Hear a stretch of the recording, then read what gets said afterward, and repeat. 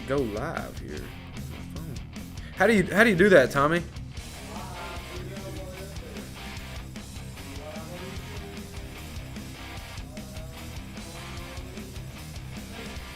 Boom. Cool. Now I'm live on my Instagram. Hey Instagram, I'm doing a Real Estate 101 show on Facebook. Welcome if you're watching on Facebook, if you're watching on YouTube, if you're watching on Instagram. Thank you for tuning in. My name is Hayden McKee, located here in Murfreesboro, Tennessee. If you're watching this, do me a favor. Like, comment, and share. Show some engagement. Let me know if I suck. Let me know if I'm doing good.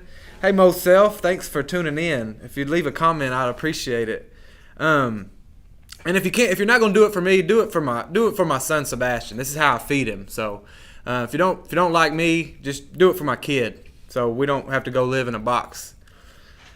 So what we're gonna be talking about today is we're gonna be talking about this market and why in the world would anybody want to buy a house right now in this market?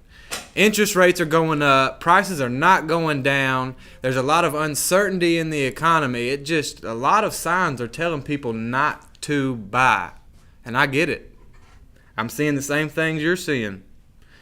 Interest rates, actually, I talked to our top lender, Mr. Shannon Wheeler, and he was saying that this past rate jump is the most the rates have ever jumped in the history of all rates. So it creates a lot of uncertainty and a lot of fear for all buyers. But I'm going to tell you why on earth you should buy right now.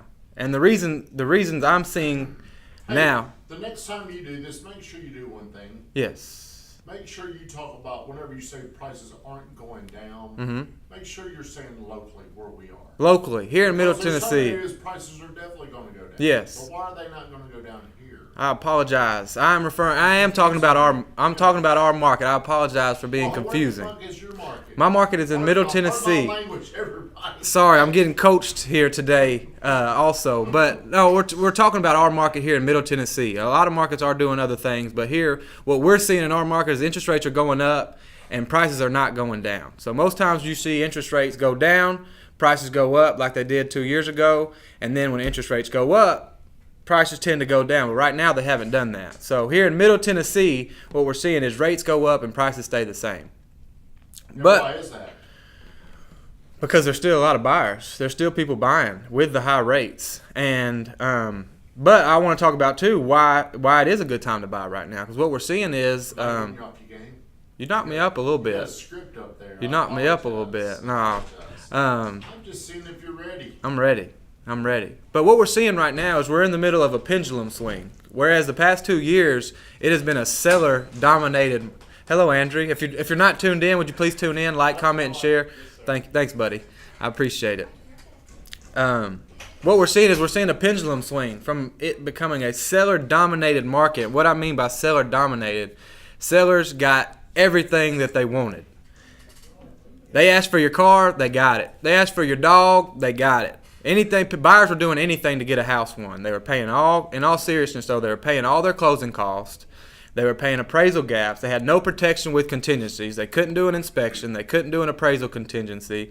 Paying all title fees, paying all closing costs, and sometimes still wouldn't get a house won. So right now what we're seeing is potentially the most buying power we've seen for our buyers in the past 2 years of this market. What I'd call is just going crazy, hitting the fan, interest rates dropping, everybody buying. Sellers had complete control. Well, now what we're seeing is buyers getting a little more power. We have had somebody in our office actually get a house under contract under list price. And I haven't seen, Stevie, when's the last time you've even got a deal for contracted price? For contracted a house for list price or even less. I had to say a good, 3-4 years maybe. Yeah, so Stevie said 3 or 4 years ago was the last time he's seen, or him personally has gotten a deal under contract for list price at what a seller is asking for that house, actually getting it for that and not having to go over. So we've had somebody that in our office that got a contracted house under list price and got closing costs paid. How is this important to a buyer? how is this important to a buyer? Well, whereas these past 2 years, you had to have maybe $20,000-$30,000 cash on hand to pay for closing costs, pay for your down payment, which is usually, at the very least 3%. Closing costs is anywhere from 1% to 3%. You're having to make up the appraisal gap because there's no appraisal contingency. So, you're potentially got to have $20,000, $30,000 on hand, and that still doesn't even guarantee you that you're going to get your contract accepted. Yeah. So what we're seeing now is, whereas before for let's say a $400,000 house, you had to have $30,000 to even compete. Well, now you might be able to get a contract accepted for maybe 15 or 20 grand. You might actually not have to go over asking price of the house. You might not have to pay closing costs. Those are the things that we're seeing in this pendulum swing go from a seller's market to a buyer's market. So that's one thing we're seeing right now. The other thing we're seeing right now, is we're seeing houses stay on the market a lot longer. And what that's going to do is that's going to create uncertainty in sellers' mind. And with the economy going the way it's going, sellers are going to start to think, oh man, if I can't get this now, what am I going to be able to get for this house in 6 months? And that might start panic sales, people selling quick. So Tommy, what are you seeing right now for our houses listed and on the market as sellers? Do you see sellers selling for less because of maybe being scared and they're not going to get as much money as now? What I'm going to see is time extension. There's going to be longer days on the market. And what does that do? In a seller's mindset, what does that do? Think about this. If you're driving down the interstate, you drive fast in that old truck. If you want to go see Mo Self, I'm speeding to go see her. Well, what would happen if one person was on the road? You'd have to navigate around her. Mm-hmm. Would it slow you down a little bit? Not much, a little bit. One person. What if there was two people? At some point, it would slow you down and get from your point A to your point B. Your destination would be slowed down by more traffic. You'd have to navigate around. So whenever you're a seller and you're competing against one person, that ain't that bad. Let's just say in our market, if we know comfortably we can sell 5, 6, 7, 800 homes a month, 1 or 2 homes ain't going to bother us. As a matter of fact, if 300 to 500 homes a month are coming onto the market, it's probably not going to do anything. But what happens when those 300 to 500 homes come on the market and then the next month there's a few left over? Then it's like 500 to 700 homes. Mm-hmm. More options like that create buyer uncertainty, buyer stalls. So I definitely see more homes getting on there, but I don't see enough inventory to drive down prices. I just see longer sales cycles for sellers. Yeah. Well, another reason we have to buy right now too is, equity is king. Buying now versus buying 2 years ago, you're in a completely different place. I had a buddy, he sold his house. He bought it in 2020, lived in it for 10 months, sold it after paying commissions, after paying all the fees. He made $110,000 on his house. I've got another buddy who, when I first got into the business about 2.5 years ago, he was looking at houses. He just graduated college. He was in that 250 buying range. And 2.5 years ago, that'd get you a nice 3x2 house, in Murfreesboro, maybe on the outskirts. It might be a little dated, but it was a nice house. Well, fast forward to now, he can't. What he can afford is nowhere in 30 to 40 miles of Middle Tennessee. Higher prices and higher interest rates. Prices have gone up and interest rates go up. So not only is he paying more monthly, but the prices are up too. So, but would that scare you if you were a buyer? It would. Why would you buy right now then? But it also could be motivation. Because what's it going to look like 2 years from now? There might be somebody in that same place right now that's on the fence. And, they're waiting. I know my buddy, his big thing was as soon as the election came, everything was going to tank. And I think people were predicting and expecting this tank. And, there's a lot of information that would make you think that way. But flip side of that, what if it never tanks? How can you predict it? No one can predict what's going to happen. That's but right. what if you get in now and it doesn't take? And 2 years from now, we're looking at, like my buddy that made $110,000 in 10 months. Not saying it's going to do that again, but you're building equity. Another thing that another reason to buy would be right now is rent is still going up. And I think would you say that's why prices of houses aren't going up? I mean, buying is still a much better option. Because it's like putting that payment in the bank. It's putting what you'd be putting in rent basically in the bank. Savings is what we call it around here. For savings. For savings. Yes. So I was talking to my buddy Dan Elam the other day, and it was a brilliant point that he made. If I were to buy a house from you, let's say I paid $250,000. You sold it to me, $250,000. What if I come back to you in 3 years and I'm like, man, I want to renegotiate that deal. I really wanted to pay $200 for it. I need you to give me your $50,000 back. What would you say? As who? As the person that owns the house? Yes, the former owner. What would you say? Need that $50,000 I would have made back? Yeah. I need that money, man. I want to renegotiate this deal from 3 years ago. But the deal's already done. The deal is done. That's exactly right. But you can't negotiate a transfer after it's over. Yeah. What if you wanted to renegotiate your 6.25% rate in 2 years? Could you do that? Yes. How? If interest rates drop, What could you do? you could refinance. So the money that you're probably going to pay out of pocket, you got to take into account. I think you've already said this. 2 years ago or a year ago, you had to pay all your closing costs. You had to pay appraisal. You were coming out of pocket a lot more money then. 20 and 30 grand for a $300,000 house. Could have been even more. Yeah, and that's still a going to guarantee. be able to buy rates down. So you could do that instead of paying your closing costs because although I don't think prices are going to go down, I do think you'll see more seller concessions. I will pay your closing cost. I don't know if you can get a seller to pay discount points or not. Where let's say the rate is 6.25% today. If you were to give me I don't know. I'm just throwing up a number, but $10,000 might buy it down to $5,000. Yeah. Then it kind of makes sense. So we will continue to get creative and find ways to sell houses. Yes. Yeah. That is for sure. No, anytime I can get you on my show, it just adds value. Great analogy, by the way, about the traffic. Yes. That was yeah. short of brilliant. The GTT is our analogy king.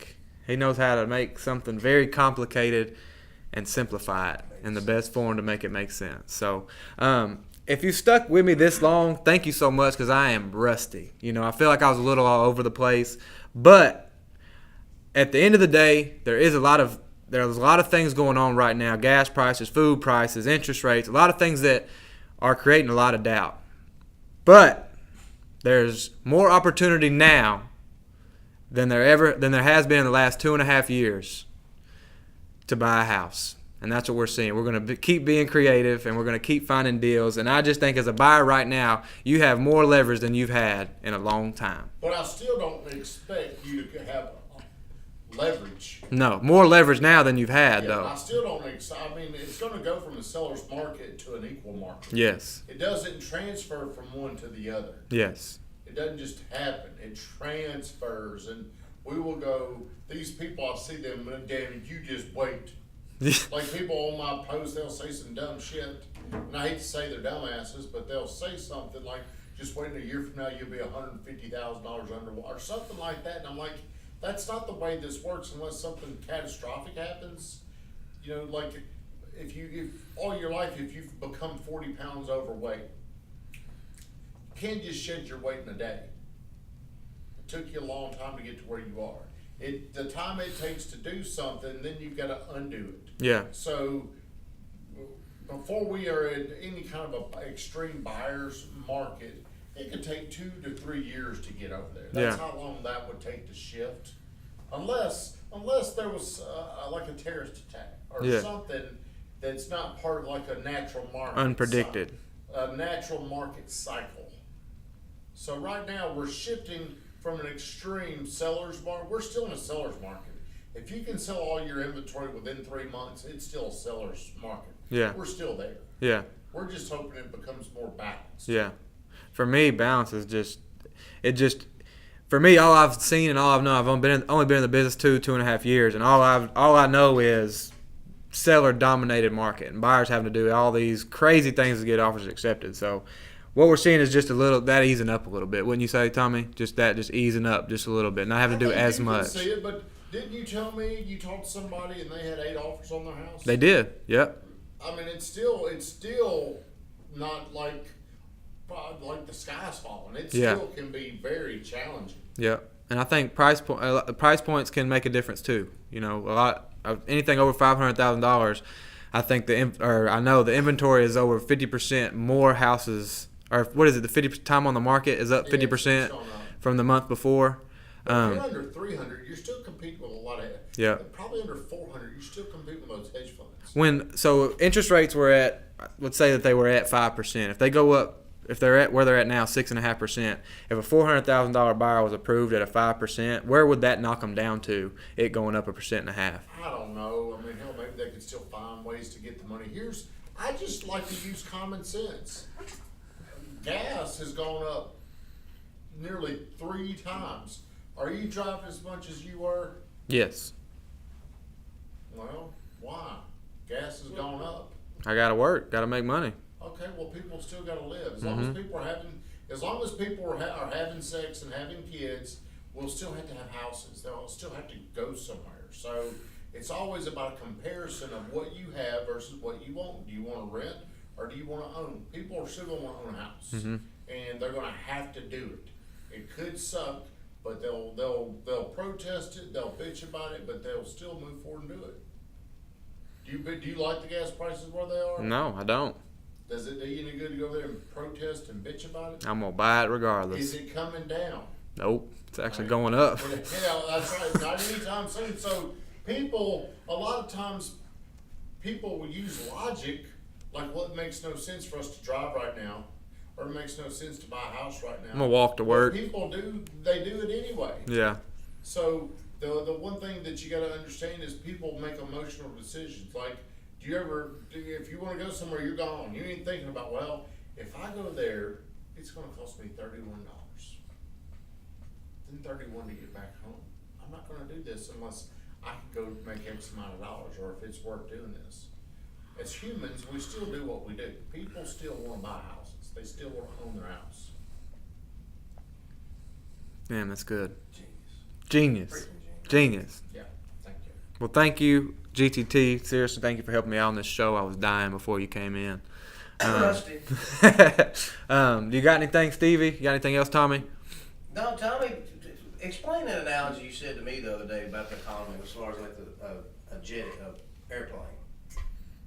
That takes off real fast and then kind of planes off and then kind of land. You know, Well, you remember that? yeah, I think people are already shifting. Like so like when you're on an airplane, you got to put a lot of gas. You got to hammer that thing to get it off the ground, and then you get off the ground, and then you can kind of cruise a little bit. Okay, well, the economy is like that, or a big ship. Big ship would probably be a good analogy. Like if we're on a big ship, we were on a little couples cruise. Me and Stevie were dating, and we're on this little couples cruise, and we might be sitting there, and we might not be able to feel the boat still turning. Yeah. But it started its turn. Well, a lot of people didn't know the economy was turning. The only reason why they know it's turning is because the TV tells them it's turning.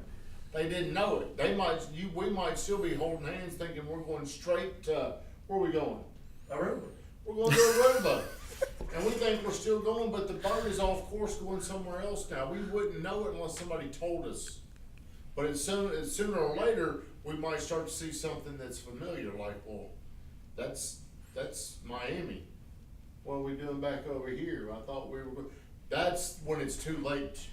And people, a lot of times, if they didn't turn on the news or listen to other people, they really wouldn't know. Yeah. But they can feel it with food and energy, food and gas. They know that's too high right now. So that's kind of what I was telling you, but it goes, I didn't want to tell him because he's got a different show going on. Well, That's all we got. If you stayed on this long, thank you so I much. don't know if anybody stayed listening Hey, to us that long. I know it was rough. I appreciate you hanging on if you did, It's but very turbulent. It's very turbulent flight, but we didn't crash. We made it. We didn't crash. We got you to your destination. If you watch this later, give me a like, comment, and share.